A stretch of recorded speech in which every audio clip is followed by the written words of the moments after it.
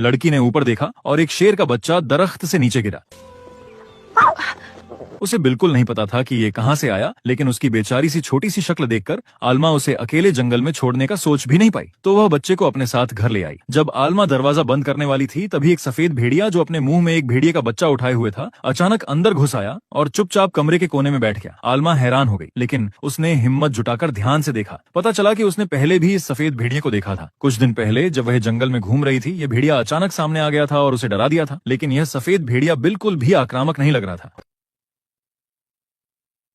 उसने बस आलमा की तरफ देखा जैसे मदद मांग रहा हो। तभी आलमा ने देखा कि भेड़िया एक रस्सी के जाल में उलझा हुआ था, जिसकी वजह से वह हिल भी नहीं पा रहा था। शायद आलमा के कपड़ों से आने वाली एक जानी पहचानी खुशबू ने उस भेड़िए को शांत महसूस करवाया हो। आलमा को अचानक अपने दादाजी का एक वीडियो याद आ गया जो उन्होंने उसके लिए छोड़ा था। उस वीडियो में उनका एनिमल फ्रेंड यही सफेद भेड़िया था। उसने महसूस किया कि उसकी जैकेट पर अभी भी दादाजी की खुशबू थी, तो उसने अपनी जैकेट उतारकर भेड़िए के पास रख दी ताकि उसे तसल्ली मिल सके। फिर उसने एक छोटी छुरी से जाल काट दिया, लेकिन जैसे ही भेड़िया आजाद हुआ, बिना पीछे देखे वहां से चला गया। फिर भी आलमा खुश थी क्योंकि उसने एक जानवर को आजादी दिलाई थी,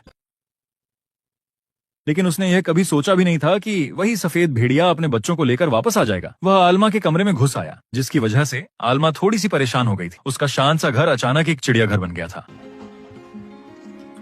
वह बस चुपचाप पियानो प्रैक्टिस करना चाहती थी और अपने एग्जाम की तैयारी कर रही थी, लेकिन इन जानवरों के आने से वह काफी ज्यादा थक गई थी। उसने पुलिस को कॉल करने का सोचा, लेकिन उसके फोन में सिग्नल ही नहीं था। तभी वाइल्ड लाइफ प्रोटेक्शन एजेंसी के 2 पेट्रोल ऑफिसर उसके घर आए और शेर के बच्चे के बारे में पूछने लगे। पता चला कि उस बच्चे की माँ को शिकारियों ने मार दिया था और उस बेबी लॉयन को एक सर्कस को बहुत महंगी कीमत पर बेच दिया गया था। लेकिन जब उसे ले जाया जा रहा था तो प्लेन क्रैश हो गया। किस्मत से शेर का बच्चा एक पेड़ पर चिड़िया के घोंसले में जा गिरा, लेकिन एक बाज ने उस पर हमला किया और उसे भगा दिया। और तकदीर ने कुछ ऐसा मोड़ लिया कि वह सीधा आलमा की बाहों में आ गिरा। आलमा ने पहले सोचा कि सच बताकर शेर के बच्चे को वापस कर देगी, लेकिन जब उसने सुना कि वे उसे सर्कस में भेजने वाले हैं तो उसका मन बदल गया। उसने फैसला किया कि वह उसे छुपाएगी। आलमा ने अपने माँ बाप को छोटी सी उम्र में खो दिया था और कुछ दिन पहले उसके प्यारे दादाजी भी गुजर गए थे, इसीलिए वह जानती थी कि परिवार को खोना कितना दर्दनाक होता है। जब वह घर वापस आई तो उसने देखा कि सफेद भेड़िया अपने बच्चे को दूध पिला रहा था। तभी शेर का बच्चा आराम से चलकर उसकी तरफ गया। आलमा घबरा गई। उसे डर था कि कहीं भेड़िया उस बच्चे को मार न दे, लेकिन उसके लिए हैरानी की बात यह थी कि शेर का बच्चा भेड़िए के पास गया और भेड़िए के बच्चे के साथ दूध पीने लगा और सफेद भेड़िए ने उसे रोका भी नहीं। शायद उसके लिए शेर का बच्चा भी एक छोटा सा बच्चा ही था जिसे सिर्फ प्यार और देखभाल की जरूरत थी। ये प्यारा नजारा देखकर आलमा का दिल भर आया और उसने दोनों को गोद लेने का फैसला कर लिया। अगले कुछ दिनों में दोनों छोटे बच्चे सबसे अच्छे दोस्त बन गए। वो दोनों बच्चे घर के अंदर बिना किसी फिक्र के खेलते रहते, इधर उधर उलट पुलट करते। सफेद भेड़िया रोज वक्त पर लौटकर उन्हें दूध पिलाता। इतना खूबसूरत नजारा देखकर आलमा ने अपना फोन निकाला और हर पल को रिकॉर्ड करना शुरू कर दिया। वक्त के साथ दोनों बच्चे आलमा से और भी ज्यादा जुड़ गए। वे हर जगह उसके पीछे पीछे घूमते। जब आलमा पियानो प्रैक्टिस करती तो वे दोनों चुपचाप बाहर खेलने चले जाते, लेकिन जैसे ही वह रुकती, दोनों उसके छोटे साए बन जाते, उसके बिल्कुल पास चिपक जाते। कभी कभी वे तीनों एक छोटी सी लकड़ी की केबिन में जंगल के बीच सो जाते या कभी पानी में उछलते कूदते। शाम को वे किनारे बैठकर सूरज का ढलना देखते और रात होते ही दोनों बच्चे आलमा के पास लिपट जाते और आराम से सो जाते। कुछ दिन बाद आलमा का बहुत इंतजार किया गया पियानो एग्जाम आ गया। उसने दोनों छोटों से कहा कि घर पर ही रहना, कोई शरारत मत करना, और वादा किया कि वह 2 दिन में वापस आ जाएगी। उसने एक खिड़की भी खोल दी ताकि सफेद भेड़िया आसानी से अंदर बाहर आ सके। जैसे उम्मीद थी, आलमा का परफॉर्मेंस बेमिसाल था। उसने सभी प्रतिभागियों में अपनी अलग पहचान बनाई और लॉस एंजलिस सिम्फनी ऑर्केस्ट्रा में जगह जीत ली। Alma Duranko, congratulations. उसका जिंदगी भर का सपना पूरा हो गया, लेकिन आलमा खुश नहीं थी क्योंकि अब इसका मतलब था कि वह अब वापस लौटकर उन दोनों बच्चों का ध्यान नहीं रख पाएगी। भेड़िए के बच्चे के पास तो अभी भी उसकी माँ थी, लेकिन शेर के बच्चे के लिए आलमा ने एक सुरक्षित जगह ढूंढना शुरू किया। लेकिन मुसीबत उम्मीद से पहले ही आ गई। एक दिन जब सफेद भेड़िया शिकार पर गया था तो उसे वुल्फ कंजर्वेशन सेंटर के स्टाफ ने देख लिया। उन्होंने चुपचाप अपनी ट्रैंक्विलाइजर गन उठाई और बिना कुछ कहे सफेद भेड़िए को पकड़कर ले गए। जब आलमा घर लौटी तो जो दृश्य उसने देखा उसने उसे हिलाकर रख दिया। दोनों छोटे जानवर भूख से तड़पकर घर को उलट पलट कर चुके थे। हर जगह चीजें बिखरी हुई थीं, जिसे देखकर उसे गुस्सा आया, लेकिन जब उसने ढूंढा तो उसे सफेद भेड़िया कहीं नहीं मिला। भेड़िया को ढूंढने के लिए आलमा तुरंत बाहर भागी, लेकिन भेड़िया कहीं भी नजर नहीं आया। आखिरकार उसे मजबूरी में घर लौटना पड़ा ताकि भूखे बच्चों को कुछ खिला सके। सफेद भेड़िए का अचानक चला जाना आलमा के लिए बहुत ही तकलीफ देह था। उसे समझ नहीं आ रहा था कि वह एक साथ अपनी नौकरी और इन जानवरों की देखभाल कैसे करे। तो उसने एक मुश्किल फैसला लिया कि वह दोनों बच्चों को वाइल्ड लाइफ प्रोटेक्शन एजेंसी के हवाले कर देगी, क्योंकि शायद वहां वे ज्यादा सुरक्षित और खुश रहेंगे। शायद उन्हें भी कुछ अंदाजा हो गया था, इसलिए उस रात दोनों चुपचाप आलमा के बिस्तर में आ गए और उससे लिपट गए, जैसे कह रहे हो कि वे उसे छोड़ना नहीं चाहते। आलमा का दिल पिघल गया। उसने मन ही मन एक वादा किया कि वह कभी उन्हें अकेला नहीं छोड़ेगी। छोड़ेगी। और फिर आल्मा ने सिम्फनी ऑर्केस्ट्रा की नौकरी छोड़ दी और अपना पूरा समय उन दोनों को पालने में लगाने का फैसला कर लिया। सफेद भेड़िए के जाने के बाद दोनों बच्चे अब आल्मा को ही अपनी माँ समझने लगे थे। आल्मा ने उन्हें नए नाम दिए। भेड़िए का नाम रखा मोजार्ट और शेर के बच्चे का नाम ड्रीमर। जो सपना आल्मा का था म्यूजिक का, वह अब इन दोनों के जरिए जीवित रहेगा। और मोजार्ट तो सच में एक म्यूजिशियन जैसा व्यवहार करने लगा। वह पियानो बजाने लगा जैसे कोई माएस्ट्रो हो। जब आल्मा अपना हल्का फुल्का पियानो बजाती, उसकी मधुर धुन हर तरफ गूंजने लगती। तभी ठंड का मौसम आ गया। पूरा जंगल बर्फ से ढक गया। दोनों बच्चे अब बड़े और मजबूत हो चुके थे। आल्मा हर रात उनके लिए स्वादिष्ट डिनर बनाती। उनकी भूख अब काफी बढ़ गई थी। दोनों मिलकर उनके लिए बहुत सारा गोश्त लाते ताकि वे पेट भरकर खा सकें। हालांकि जो हमेशा उनके लिए तैयार रहते थे, लेकिन उनकी बढ़ती साइज देखकर अब भी थोड़ा डर जाते थे। इसलिए उन्होंने आल्मा से कहा कि वह हर दिन रेडियो पर उनसे संपर्क करे ताकि उसकी सुरक्षा का पता चलता रहे। जैसे जैसे मोजार्ट और ड्रीमर बड़े होते गए, उनका इलाका भी बढ़ता गया। लेकिन आल्मा को अंदाजा नहीं था कि मौसम के बदलने के साथ साथ खतरा भी धीरे धीरे उनकी तरफ बढ़ रहा था। जैसे ही बर्फ पिघली, जंगल में फिर से जिंदगी लौट आई। एक दिन एक माँ और बेटी फूल तोड़ने के लिए आइलैंड पर आईं। मोजार्ट और ड्रीमर ने उन्हें देखा तो पूरी स्पीड से उनकी तरफ भाग पड़े। आल्मा घबरा गई। उसे डर था कि कहीं कुछ गलत ना हो जाए। वह तेज दौड़ती हुई उन्हें रोकने चली, लेकिन अचानक एक पत्थर से टकरा गई और जमीन पर जोर से सिर लगने से बेहोश हो गई। आवाज सुनकर सबसे पहले मोजार्ट वापस आया। जब उसने आल्मा को जमीन पर पड़ा देखा तो वह घबरा गया। जैसे कोई छोटा बच्चा गलती करने के बाद रोकर माफी मांगता है, वैसे ही मोजार्ट उसे बार बार धक्का देकर जगाने की कोशिश करने लगा। तभी ड्रीमर भी आ गया। दोनों उसके आसपास घूमते रहे और चीखते रहे, बस इस उम्मीद में कि कोई आकर मदद करे।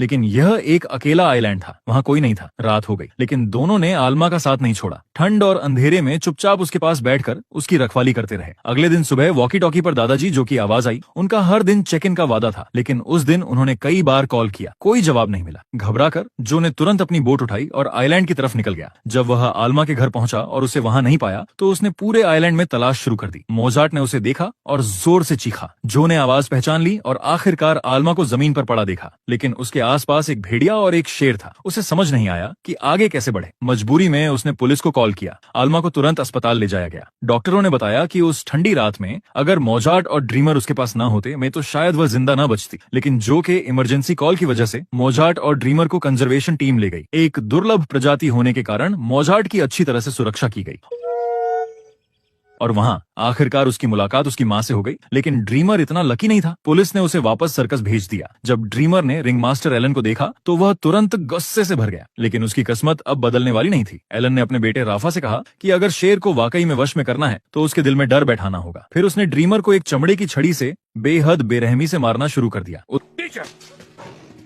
उधर आल्मा अस्पताल में मोजार्ट और ड्रीमर के बारे में सोच सोच कर पागल सी हो रही थी। उसने चुपके से अस्पताल से भागकर पुलिस स्टेशन का रुख किया ताकि उनके बारे में कुछ जानकारी मिल सके। लेकिन पुलिस अफसरों ने न सिर्फ उसकी बात को नजरअंदाज किया, बल्कि यह भी कह दिया कि जंगली जानवरों को घर में रखना गैरकानूनी है। कोई और रास्ता न देखकर आल्मा ने खुद ही उनकी तलाश करने का फैसला किया। जल्दी ही उसका संपर्क एलिवन से हुआ, जो वुल्फ कंजर्वेशन सेंटर का डायरेक्टर था। एली ने बताया कि मोजार्ट अब बहुत खुश है। उसकी माँ से उसका मिलन हो चुका है। ये सुनकर आल्मा को थोड़ा सुकून मिला, जैसे उसका आधा बोझ हल्का हो गया। लेकिन उसका दिल अब भी ड्रीमर के लिए बेचैन था। उसे पूरा भरोसा था कि ड्रीमर को सर्कस में ही वापस भेजा गया होगा और उसने कसम खाई कि चाहे उसे पूरी दुनिया के सर्कस क्यों न खंगालने पड़े, वह ड्रीमर को ढूंढकर ही रहेगी। उसी दिन सर्कस की कारवां वुल्फ सेंटर के पास से गुजरी। मोजार्ट ने ड्रीमर की दहाड़ को पहचान लिया और जोर से चीखा, लेकिन सर्कस वाले बिना रुके आगे निकल गए। उसी पल मोजार्ट के दिल में एक हिम्मत भरा फैसला उभरा। वह ड्रीमर को ढूंढेगा और उसे बचाकर वापस लाएगा। उसी रात मोजार्ट ने तार की फेंसिंग के नीचे एक गड्ढा खोदा और वुल्फ सेंटर से भाग निकला। काफी दूर तक भागने के बाद वह आखिरकार सर्कस के कैंप तक पहुंच गया। वहां उसने फिर से जमीन खोदी और आसानी से अंदर घुस गया। लेकिन जब वह ड्रीमर के पिंजरे तक पहुंचा तो उसे समझ नहीं आया कि उस पिंजरे का ताला कैसे खोला जाए। फिर भी मोजार्ट ने हिम्मत नहीं हारी। उसने एक लकड़ी उठाई और उसे एक लीवर की तरह इस्तेमाल करते हुए पिंजरा खोलने की कोशिश की। ये देखकर ड्रीमर भी तुरंत उठकर मदद करने लगा। लेकिन वह कमजोर सी लकड़ी लोहे की मजबूत सलाखों के सामने कुछ भी नहीं थी। पिंजरे से हो रही आवाज ने एलन का ध्यान खींच लिया। उसे ड्रीमर की बेचैनी समझ नहीं आई, इसलिए उसने पिंजरा खोलकर देखने का फैसला किया। उस पल मोजार्ट अचानक झपटकर बाहर निकला और एलन को जमीन पर गिरा दिया। नखरे करना बंद करो।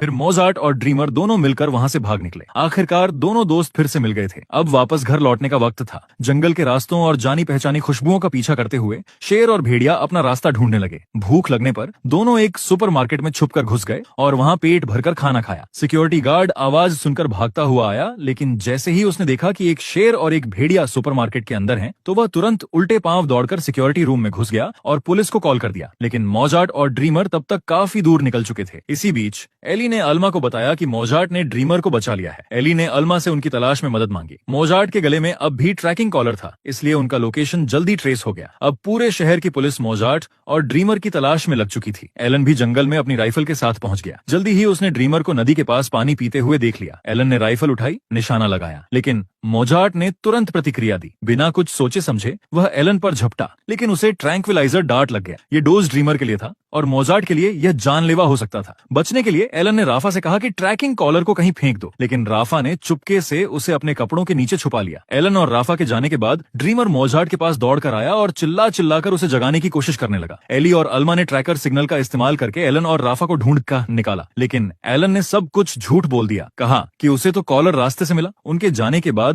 राफा बहाना बनाकर वॉशरूम गया, लेकिन चुपके से एली और अल्मा के पास लौट आया। उसने उन्हें वही जगह दिखाई जहां कभी सफेद भेड़िए को पकड़ा गया था, लेकिन मोजार्ट अब वहां नहीं था। अल्मा बहुत बेचैन थी। उन्हें पुलिस से पहले मोजार्ट और ड्रीमर को ढूंढना था। राफा के सुझाव से अल्मा के दिमाग में एक आइडिया आया। उसने सोचा कि वह जंगल के रास्ते से वही संगीत बजाते हुए ड्राइव करेगी जो वो प्रैक्टिस करते वक्त बजाया करती थी। जैसे ही संगीत बजना शुरू हुआ, ड्रीमर ने वो पहचानी हुई धुन सुनी और तुरंत बाहर भाग आया। अल्मा को देखकर वह खुशी से झूम उठा और उसे एक छोटी सी लकड़ी की झोपड़ी तक ले गया जो जंगल में थी। मोजार्ट भी पुनर्मिलन देखकर इतना खुश हुआ कि उसने अल्मा को प्यार भरे चुंबन दिए, जैसे अपनी सारी छुपी हुई भावनाएं निकाल रहा हो। अल्मा दौड़कर सबको बताने गई कि उसने मोजार्ट को ढूंढ लिया है, लेकिन तभी एलन राइफल के साथ आ गया और उसने मांग की कि ड्रीमर को उसके हवाले कर दिया जाए। सबको सबसे ज्यादा हैरानी तब हुई जब राफा अपने बाप एलन के सामने आ गया। उसी वक्त पुलिस भी वहां पहुंच गई। अल्मा तुरंत केबिन के अंदर भागी और मोजार्ट और ड्रीमर को एक छुपे हुए सुरंग के रास्ते बाहर निकाल ले गई। जब तक पुलिस अंदर आई, वो तीनों वहां से जा चुके थे। वो एक खोखले पेड़ के नीचे से बाहर निकले। झील के उस पार अल्मा का प्राइवेट आइलैंड था। अगर वे झील पार कर लेते तो वे सुरक्षित रहते, क्योंकि वहां पुलिस का कोई अधिकार क्षेत्र नहीं था। अल्मा अब भी परेशान थी। वो बार बार मोजार्ट और ड्रीमर को जल्दी करने को कह रही थी, लेकिन ड्रीमर पुलिस के सामने आगे बढ़ने लगा, क्योंकि वो चाहता था कि अल्मा और मोजार्ट के भागने के लिए थोड़ा वक्त मिल जाए। मजबूरी में अल्मा और मोजार्ट को पहले निकलना पड़ा। तभी गोली चलने की आवाज आई और अल्मा का दिल बैठ गया। उसे लगा कि शायद ड्रीमर को गोली लग गई है। दुख से भरी हुई अल्मा मोजार्ट के साथ आइलैंड पर वापस आ गई, लेकिन मोजार्ट जो कुछ नहीं समझ पाया था, झील के किनारे ड्रीमर का इंतजार करता रहा। तभी अचानक झाड़ियों से कुछ आवाज आई। सबने देखा एक जाना पहचाना सा साया अंधेरे से बाहर आया। वो ड्रीमर था। उसने किसी तरह पुलिस से बचकर निकलने में कामयाबी पाली थी। मोजार्ट खुशी से चिल्लाता हुआ ड्रीमर की तरफ दौड़ा। ये देखकर सबके चेहरे खुशी से खिल उठे। अब वो हमेशा के लिए उस प्यार से भरे आइलैंड पर जी सकते थे। सच्चा और निष्कलंक प्यार जातियों से परे होता है। दो जानवर जो आमतौर पर एक दूसरे के दुश्मन माने जाते हैं, उन्होंने सिर्फ प्यार की वजह से सबसे गहरी दोस्ती बना ली। हर जीव के पास एक आत्मा होती है। इस पल के बाद जिंदगी एक गीत बन गई और जज्बात एक नदी की तरह बहने लगे। डूबता सूरज नारंगी समुद्र में खो गया। शाम की ठंडी हवा भी उस प्यार की गर्मी के आगे झुक गई। जब तक दिल में प्यार जिंदा है, तब तक कोई पहाड़ ज्यादा ऊंचा नहीं लगता, कोई समुद्र ज्यादा गहरा नहीं लगता। हर जगह एक खूबसूरत मंजर बन जाती है। ये बात सिर्फ इंसानों के लिए नहीं, जानवरों के लिए भी उतनी ही सच है। ये एक सच्ची कहानी है। आखिर में भेड़िया और शेर हमेशा के लिए एक साथ रहने लगे।